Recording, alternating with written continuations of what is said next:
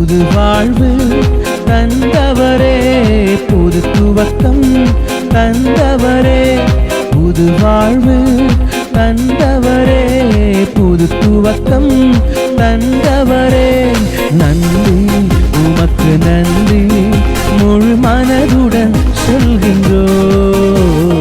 நன்றி உமக்கு நன்றி, மன நிறைவுடன் சொல்கின்றோம். கரங்களை தட்டி நன்றி உமக்கு நன்றி, முழு மனதுடன் சொல்கின்றோம்.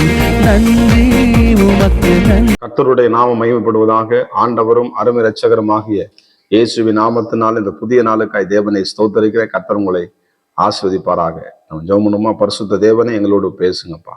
இயேசுவின் நாமத்தின் பிதாவே. ஆமா, எடுத்து வாசிப்போம். வெளிப்படுத்துற விசேஷம் 5ஆம் அதிகாரம், அதுல 4ஆம் வசனத்தையும் 5ஆம் வசனத்தோட வாசிப்போம். ஒருவனும் அந்த புஸ்தகத்தை திறக்க வாசிக்கவும் அதை பார்க்கவும் பாத்திரவனாக காணப்படாததினால் நான் மிகவும் அழுதேன்.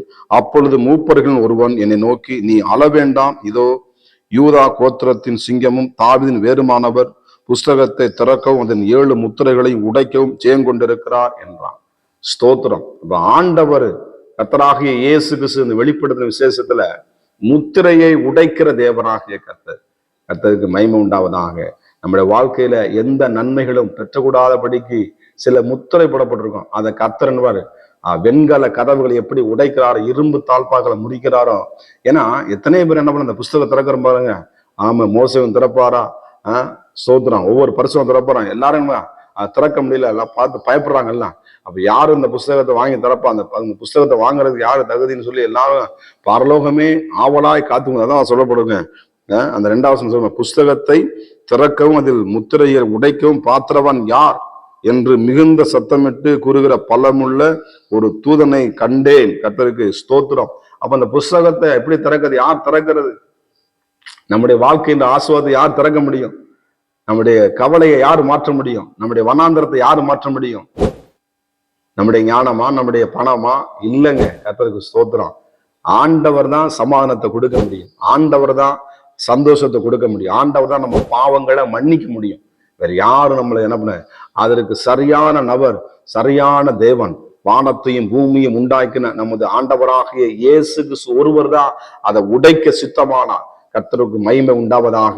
வெண்கல கதவுகளை உடைக்கிற மாத்திரமல்ல, இரும்பு தாழ்ப்புகளையும் கர்த்தர் முறிக்கிற தேவராகிய கர்த்தர் அந்த புஸ்தகத்தை திறக்கவும் ஆசீர்வாதமான வாசல்களை கர்த்தர் உங்க வாழ்க்கையில் நிச்சயமாக திறப்பார்.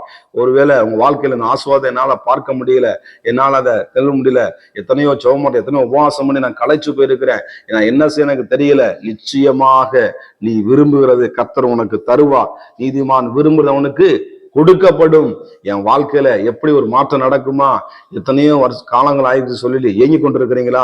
கர்த்தர் முத்திரையை உடைக்கத்தக்கதாக இந்த வசனங்கள் எழுதப்பட்டிருக்கிறது.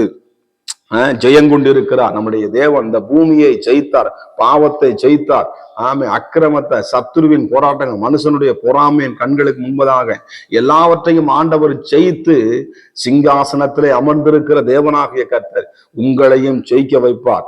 உங்களுடைய வாழ்க்கையில் ஆசீர்வாத கதவுகளை கர்த்தர் திறப்பார்.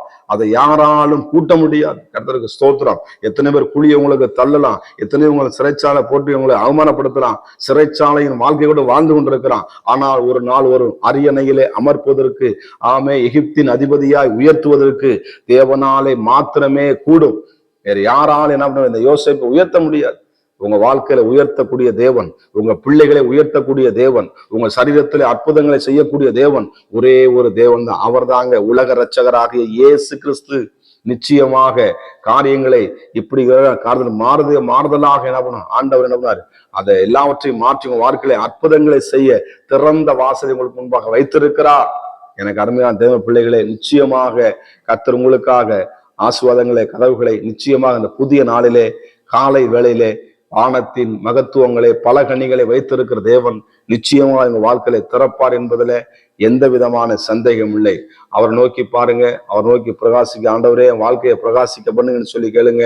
என் வாழ்க்கை இருக்கிற எல்லா பிசாசின் போராட்டங்கள் உடைச்சு நிர்மூலமாக்குங்கன்னு சொல்லி ஜெபம் பண்ணுங்க. நிச்சயமா எங்க வாழ்க்கையில அற்புதங்கள் நடக்கும். ஜெபம் பண்ணுமா?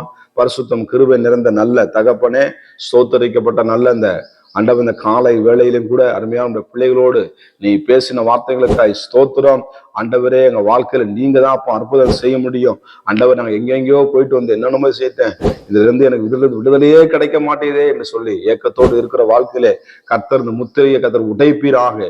நீங்க தான் அப்ப அந்த சரீரத்துல அற்புதம் செய்ய முடியும். நீங்க தான் அப்ப அந்த தடையை உடைக்க முடியும். ஆண்டவரே நீங்க இல்லைன்னு எங்களுக்கு யாருங்க ஆண்டவரே. அப்பா தாவீது சொன்னது போல நான் மனுஷ கையில் விழுதலை பாரு, கர்த்தருடைய கையில் விழுவது நலமா இருக்குமே. கர்த்தருடைய உம்முடைய கையில் நாங்கள் விழுகிறோம் அப்பா. எங்களை வழி நடத்தும், ஆசீர்வதிங்க. கதவுகள் திறக்கட்டும் இயேசுவின் நாமத்தினாலே. அற்புதம் நடக்கிறதற்காய் சோதனை இயேசுவின் நாமத்தின் பிதாவே, ஆமென். God bless you. கர்த்தர் உங்களை ஆசீர்வதிப்பாராக. புது வாழ்வு தந்தவரே, புது துவக்கம் தந்தவரே, புது வாழ்வு தந்தவரே, புது துவக்கம் தந்தவரே. நன்றி உமக்கு நன்றி, முழு மனதுடன் சொல்கின்றோம். நன்றி உமக்கு நன்றி, மன நிறைவுடன் சொல்கின்றோம். கரங்களை தட்டி நன்றி உமக்கு நன்றி, முழு மனதுடன் சொல்கின்றோம். நன்றி உமக்கு நன்றி.